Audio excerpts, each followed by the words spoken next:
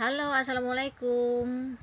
Yang akan saya ceritakan ini adalah kisah Pak Arif Budiman, CEO Petak Umpet Advertising di Jogja, penulis buku Tuhan Sang Penggoda. Kisah penuh nasihat dengan ending yang mengejutkan, juga introspeksi. Kenapa hidup kita berantakan? Jangan-jangan karena jadwal sholat kita yang juga berantakan. Disimak ya. Pada suatu hari di awal-awal saat memulai bisnis dulu, Pak Arif ketemu masalah seperti ini. Beliau janjian dengan 3 orang di Jakarta. Saat itu posisi beliau di Jogja, tanpa banyak kenalan di Jakarta dan cekak banget dananya. Begini jadwalnya. Pak A janji ketemu hari Senin siang, Pak B hari Rabu pagi, dan Bu C di hari Jumat sore. Jika Pak Arif mau gampang, beliau harus berangkat naik kereta Minggu malam dan menginap di Jakarta 5 hari dan pulang Jumat malam. Pak Arif bingung, nginep di mana, biaya makannya gimana, duh ribet. Padahal janjiannya udah dijadwal lama dan posisi orang yang mau beliau temui itu bos-bos semua untuk penawaran kerjaan promosi.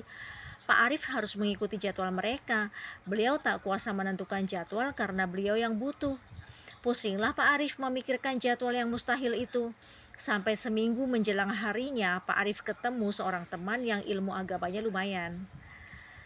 Karena belum menemukan solusi, Pak Arif pun curhat padanya. Teman beliau mengangguk-angguk lalu bertanya, "Jadwal sholatmu gimana?" "Jadwal sholat? Apa hubungannya?" Pak Arif keheranan. "Sholat subuh jam berapa?" Tanpa menjawab pertanyaan Pak Arif, teman beliau meneruskan pertanyaannya.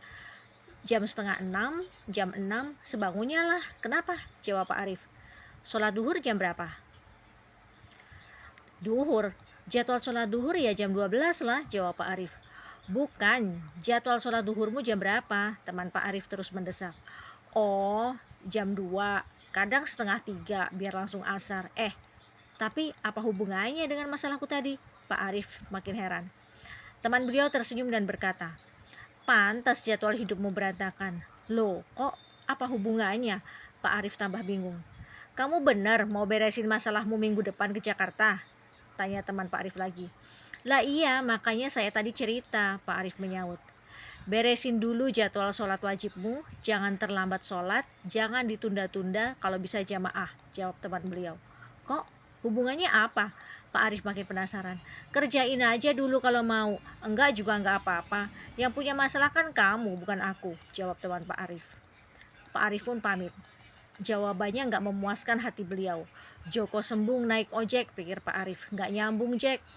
Pak Arif pun mencari jalan lain sambil mengumpulkan uang saku buat berangkat yang emang mepet. Tapi sehari itu rasanya buntu banget. Sampai beliau berpikir, oke deh saya coba sarannya, toh nggak ada resiko apa-apa. Tapi ternyata beratnya minta ampun. Sholat tepat waktu berat jika kita terbiasa malas-malasan. Tapi udahlah, tinggal 6 hari ini. 2 hari berjalan tak terjadi apa-apa. Makin yakin Pak Arif bahwa saran teman beliau itu tidak berguna. Tapi pada hari ketiga, HP berdering dari asisten Pak A. "Mas, mohon maaf sebelumnya, tapi Pak A belum bisa ketemu hari Senin besok. Ada rapat mendadak dengan direksi. Saya belum tahu kapan bisa ketemunya, nanti saya kabari lagi." Di ujung telepon Pak Arif ternganga. Bukannya jadwal makin teratur, ini malah ada kemungkinan di-cancel. Makin jauh logika Pak Arif menemukan solusinya. Tapi apa daya, karena bingung, beliau pun terus melanjutkan sholat sesuai jadwalnya.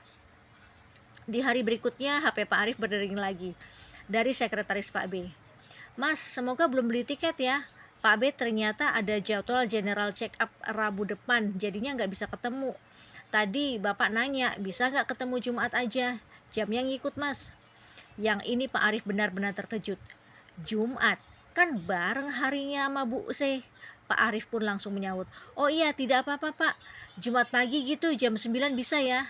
Dari seberang sana dia menjawab, "Oke Mas, nanti saya sampaikan."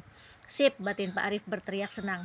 Belum hilang rasa kaget beliau, HP-nya berbunyi lagi. Sebuah SMS masuk. Bunyinya, "Mas, Pak A minta ketemuannya hari Jumat setelah Jumatan, jam setengah 2. Diusahakan ya Mas, tidak lama kok, 1 jam cukup."